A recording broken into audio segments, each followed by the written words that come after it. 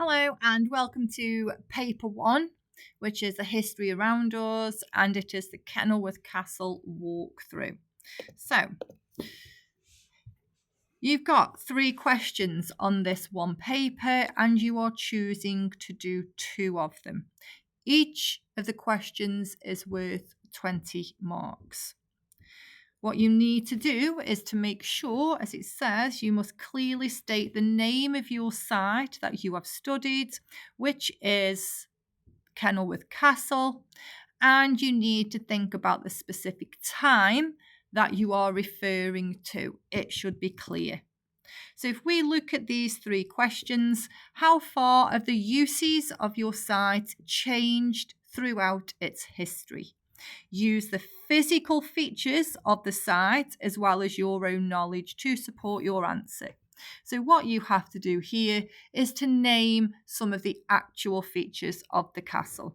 So if we have a look, if we're thinking the question is about the uses and how that changes, we can see our 4 time periods on this table are the Norman, the Angevin, the Lancastrian and the Elizabethan.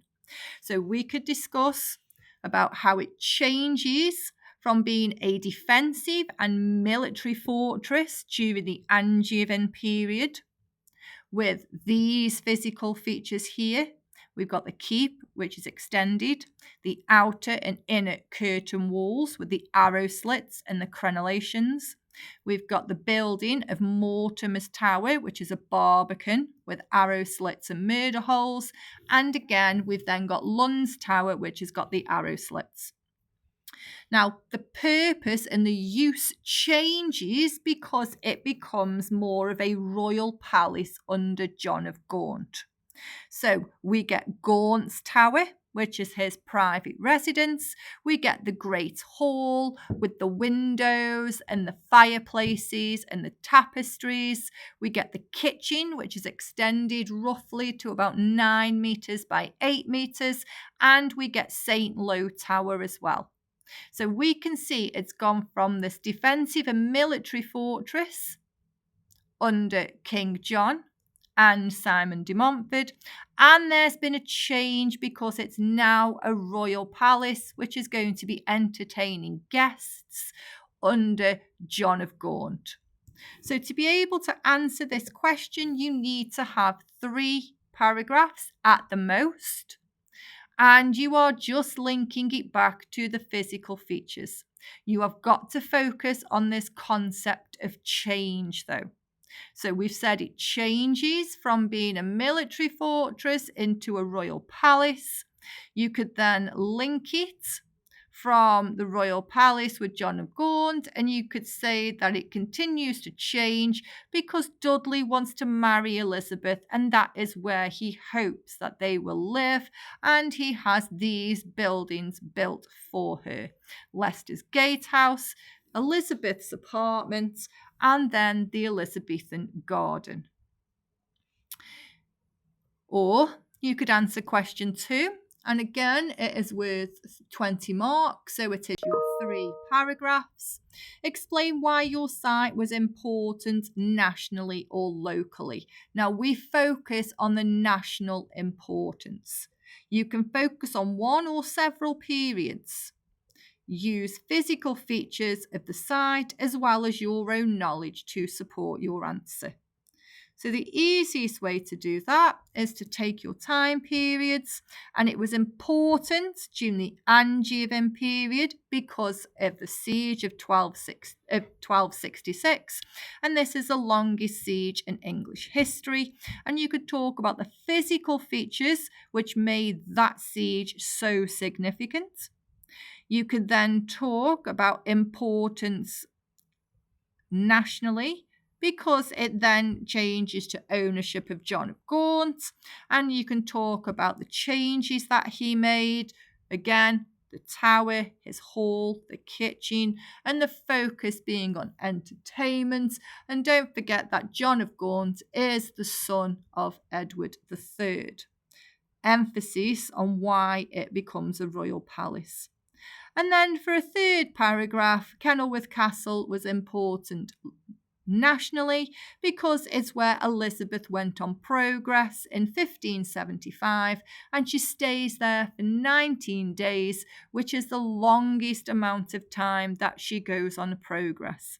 And again, the physical features you could link to here are Leicester's Gatehouse, this secret entrance into the castle that Elizabeth uses, Elizabeth's apartments, and the Elizabethan garden, which she has constructed especially for her. Or you could do question 3. How far does your site enable historians to understand the everyday life and attitudes of people who live there? Again, use your physical features of the site as well as your own knowledge. So we're thinking here, if it's defensive, you're going to have soldiers that are going to be garrisoned there. They are going to be on the outer and inner curtain walls. They are going to be patrolling the area. They're going to be stationed in Mortimer's Tower because that is where the Barbican is, where the arrow slits and the murder holes are if there is an attack. The same with John of Gaunt. You've got he who stays there, so it wants to reflect his wealth and his power at the time with the reconstruction of the castle and the developments that he makes here. You might also be able to write a paragraph about why the kitchen was going to be so important, because now important people, foreign ambassadors, are going to be visiting Kenilworth Castle.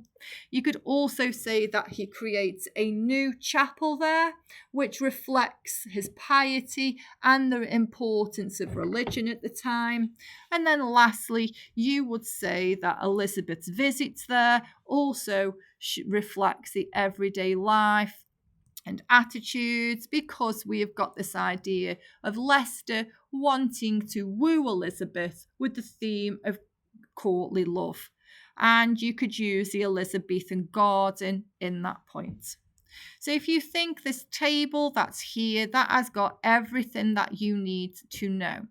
You will need to know some additional bits, so how thick the outer and inner curtain walls were, the same with how big the kitchen was, how many fireplaces were in Gaunt's Great Hall, or you could talk about the tapestries that are in there.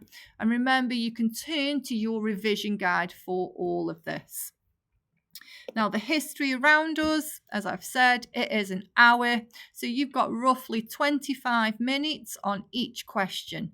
This is the easiest paper that you will do because this is what you need to know. So, good luck for the paper, and I hope you found this useful.